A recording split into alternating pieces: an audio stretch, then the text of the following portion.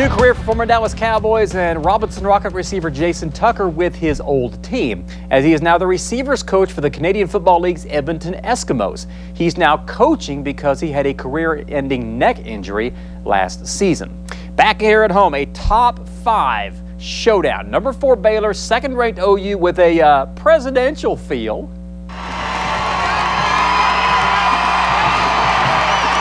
Former President Bush calling these parts home, and Wyatt Laura Bush, they're guests of Coach Kim Mulkey and the Lady Bears, who then went to war with the second-ranked Sooners. Melissa Jones, a long salvo. Bam. Lady Bears up 4.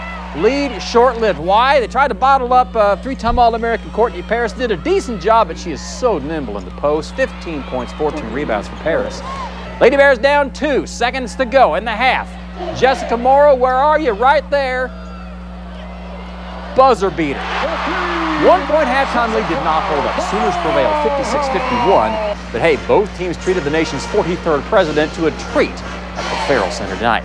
Don't lose your shirt, Aggie fans. Yes, the Aggies did start slow against Texas Tech at home, but hey, heated up when it counted. Donald Sloan creates some offense off the pick, and then strolled to the 79-70 victory to go to 2-4 in Big 12 play. Back to the ladies. 11th-ranked A&M taking it to number 16 Texas and Austin. Defense sparks fast break.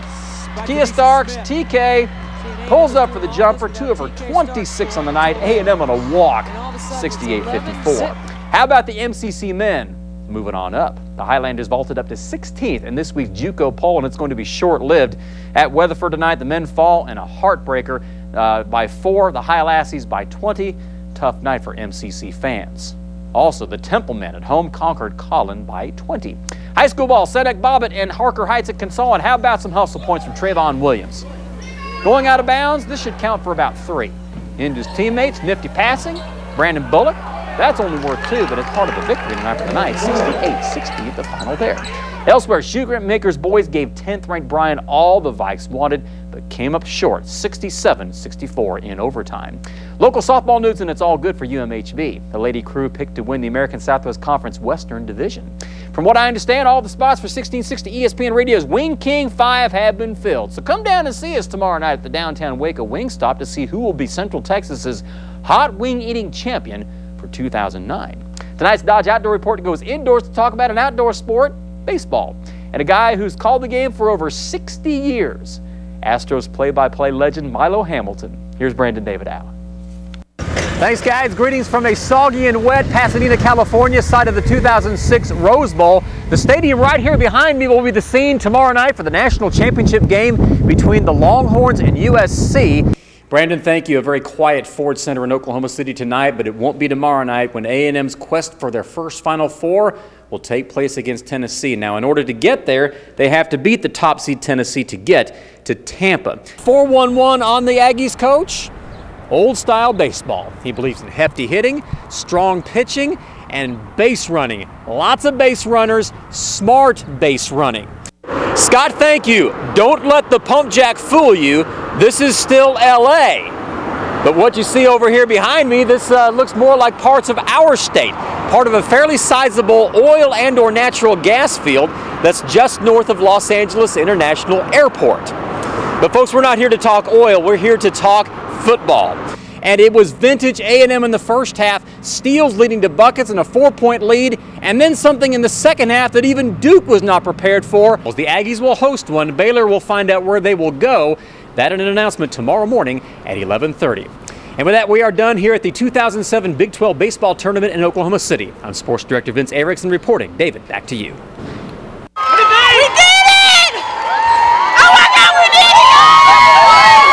Yes, Midway, you are. And how? The keys today? Very simple. Koki Reed inside. A team-high 17 points. And the defense, smothering Timberview and forcing 26 turnovers, only allowed 2 points in the whole third quarter. The third key, routine. That's right, routine. Before the game ever started here at the Irwin Center today. Last week, breaking down film, then breaking down the film in practice, and then breaking down Timberview right here on this floor today.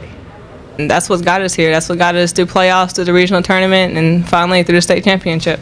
We just did our game plan and executed it well, and we came out with the victory. It was so much fun. Like I've said before, I've always waited for this moment. Coaches got us so prepared for this.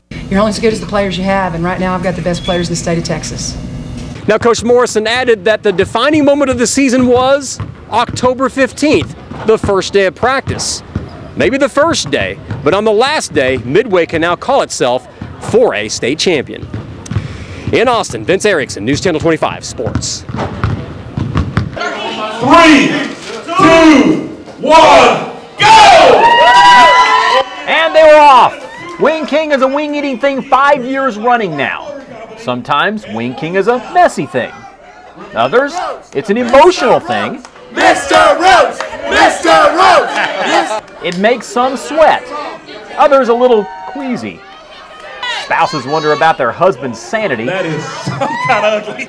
Even us media types like our own Brandon Davidow get a table to grub. The rules are simple. You got 15 minutes to eat as many wings as you can, and you must clean the bone. Did I mention it gets a little messy? You also have a winner. Robert Beeman. Yes, Mr. Beeman wolfed down 71 wings. How'd it feel afterward, Robert? I feel full.